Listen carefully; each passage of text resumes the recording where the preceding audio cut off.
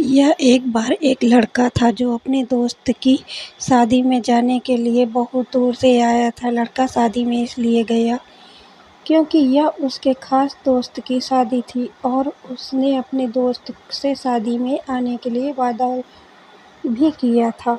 उसका दोस्त चाहता था कि लड़का उसकी शादी में आए, इसीलिए उसने अपने घर बुलाया।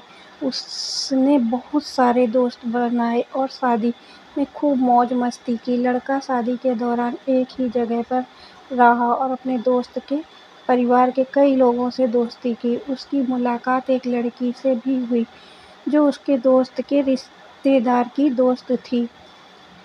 3 दिन की शादी के दौरान उन्होंने खूब बातें की क्योंकि उन दोनों के पास खाली समय था। लड़के को लड़की पसंद आने लगी जो उसके दोस्त के परिवार के दोस्त की थी। लड़की को नहीं पता था कि लड़का उसे पसंद करता है। उन्होंने एक दूसरे के फ़ोन नंबर एक्सचेंज किए और लड़के की शादी के बाद भी दोस्ती की तरह बात की। लड़का और लड़की 1 साल तक दोस्त रहे, लेकिन वे एक दूसरे की भावनाओं को नहीं जानते थे। लड़की किसी और से शादी करने जा रही थी और लड़का उससे प्यार करता था, लेकिन उसने उसे कभी नहीं बताया। लड़की भी उसे पसंद करती होगी, लेकिन वह ऐसा बिल्कुल नहीं सोच रही थी। उसे चिंता थी कि अगर हम इस तरह बात करेंगे तो लड़का गुस्से में बात नहीं करना चाहेगा क्योंकि हम दोस्त हैं। एक दिन लड़की ने अपने लड़के से कहा कि वह शादी करने जा रही है और चाहती है कि वह शादी में आए। उसे उम्मीद थी कि वह आएगा और मौज मस्ती करेगा, जैसे कि वे साथ में घूम रहे हों।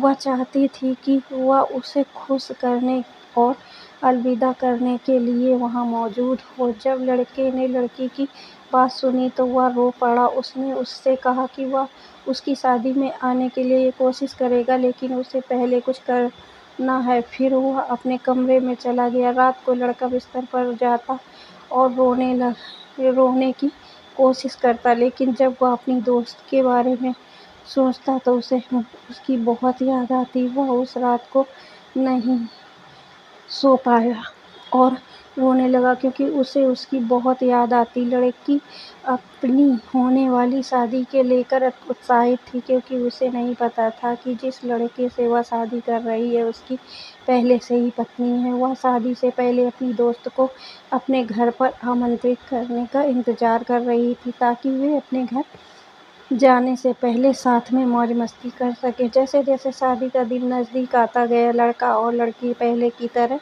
बात नहीं कर पा रहे थे। लड़की शादी की योजना बनाने और अपने मंगेतर से बात करने में व्यस्त थी, जबकि लड़का अपनी शादी की तैयारियों में व्यस्त था। उनकी बातचीत कम होती गई क्योंकि वे अपनी आने वाली शादी पर ध्यान केंद्रित कर रहे थे। लड़का बहुत दुखी और दर्द में था क्योंकि उसने वफादार न होकर अपने दोस्त या प्रियजनों को चोट पहुंचानी थी। वह इस वजह से लड़की से बात नहीं करना चाहता था। लड़के की जल्द ही शादी होने वाली और वह नहीं चाहता था कि लड़की को पता चले क्योंकि वह परेशान हो जाएगी। शादी के कुछ दिन पहले लड़की ने लड़के को फ़ोन किया और पूछा कि वह कब आएगा। लड़का उसी दिन आने के लिए सहमत हो गया।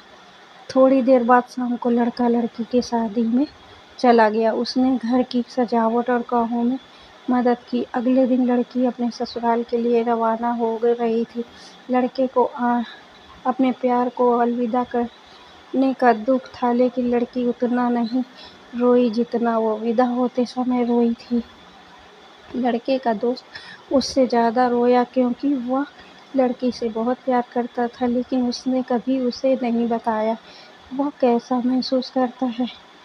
वे कभी नहीं मिले क्योंकि वे एक दूसरे से बहुत दूर थे। लड़के ने सही समय आने तक लड़की को यह बताने के बारे में नहीं सोचा कि वह उससे प्यार करता है। उसने उसे यह बताने की योजना बनाई कि वह उससे प्यार करता है और भविष्य में उससे शादी करेगा, लेकिन उससे अपना प्यार जताने के लिए बहुत इंतजार किया। जब तक लड़की बड़ी हुई, उसके माता पिता उसके रिश्ते के बारे में सोच रहे थे।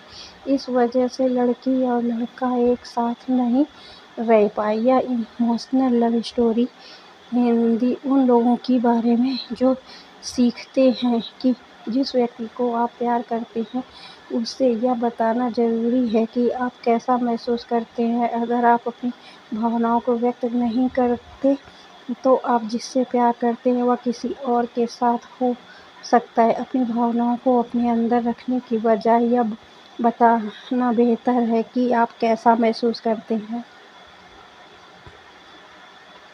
मेरी स्टोरी अगर अच्छी लगी तो सब्सक्राइब करिए, सपोर्ट करिए प्लीज़।